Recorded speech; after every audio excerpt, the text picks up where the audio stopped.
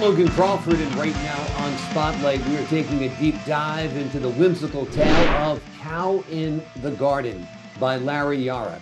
It is a heartwarming story that goes beyond the farmyard fence, exploring themes of mischief, regret, and redemption, all through the eyes of an unlikely garden intruder.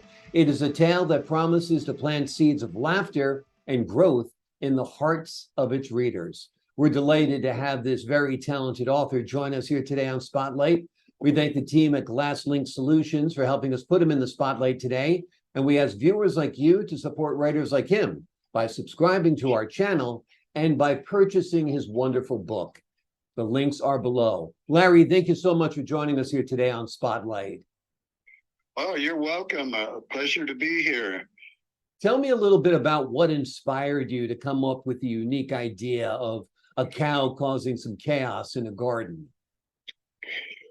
Well, when I was a boy, we used to go visit my Uncle Art's farm in Wisconsin from Virginia, where I grew up.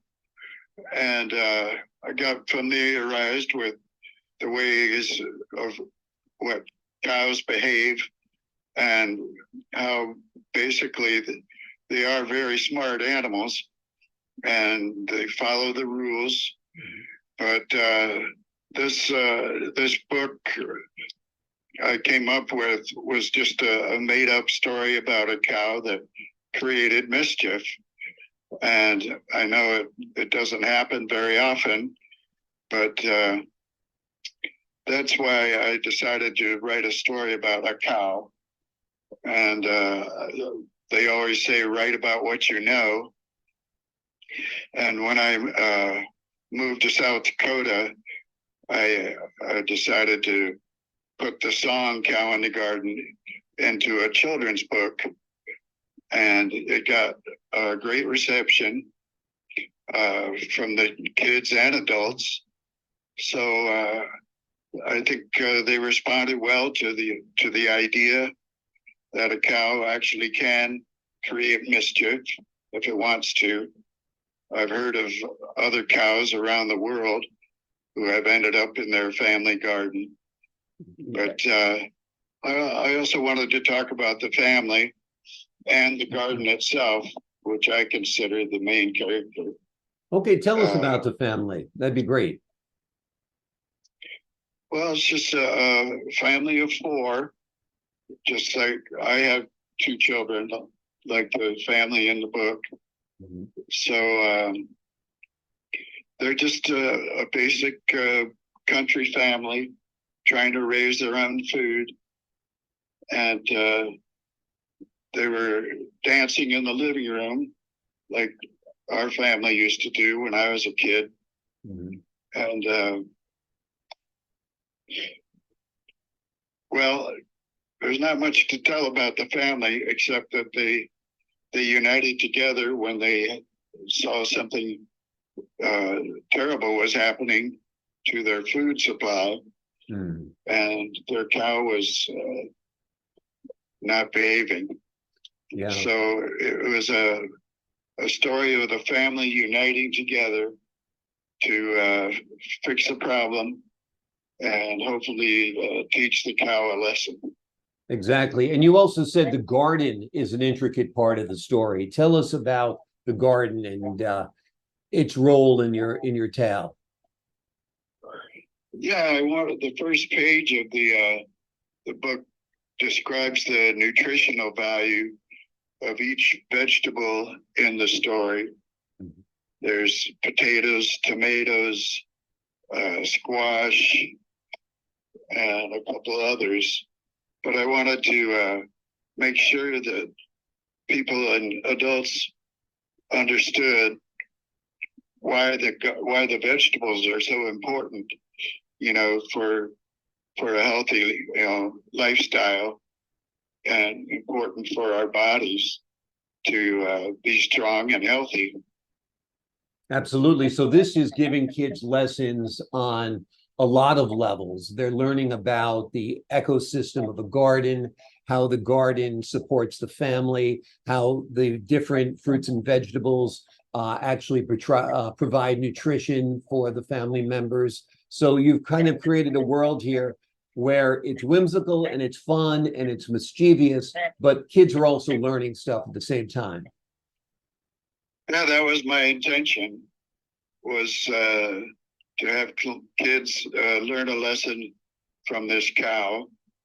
And because the cow learned a lesson from the family that you just can't get into a garden and ruin their food supply. So they punished the cow, put him in the barn again, and left him there to think about what he had done. And the cow did. And he realized how important those vegetables are. And he wanted to make amends somehow and teach everyone, you know, the nutritional value of what we eat. Absolutely. Absolutely. Well, they're great and important lessons for children. That's for sure. Is this the first time you've written a book, Larry? Tell me a little bit about your writing experience. Well, this is my first actual book. I've written maybe 100 songs. I'm more of a songwriter than a book author, but I thought I'd get into a book where children can hold it in their hands. You really can't hold a song in your hands. So it's something they can keep with them all their lives if they want to, and remind themselves of what's important, you know, for a healthy lifestyle. And I want educators to, you know, talk to their kids about what they should be eating. I worked in a school, a grade school, for 5 years, and I saw their eating habits. And there was a lot of nutritional food that was thrown out, and that was disappointing to me. But kids can be picky eaters. I know that from experience. Yeah, particularly vegetables. They don't like vegetables, but they should like vegetables because they're good for them. Have you had the opportunity to read this book to any children? Yes, I have. Yes. Tell me about that experience. Well, they really seem to love it. They're engaged in the story, and they ask questions, you know, why is the cow being punished and all that? And why is he feeling sorry about it? So that was a good response for me from the kids, you know, to be interested in why a cow would actually do such a thing, and try and help the family after being punished. So it is a story of redemption and forgiveness. So I think that's important. Absolutely. And you're also stirring up good conversations between adult and child, parent and child, student and child, where they can talk about one's actions and the consequences of eating right, consequences of being a mischievous cow. I think they're all very, very important. And the importance of our green earth, the way it supports us and keeps us healthy, right? Right, exactly. Yeah. Because we're given all we need here on earth, you know, to survive. So we need to take advantage of that. Yes, in many ways, we are still in Eden. It is a beautiful place. It provides all we need, and we need to be good guardians of this land. That's for sure. Have you envisioned this story as perhaps an animated series or a movie or a little short film for kids? I think it'd be wonderful. Yes, I did.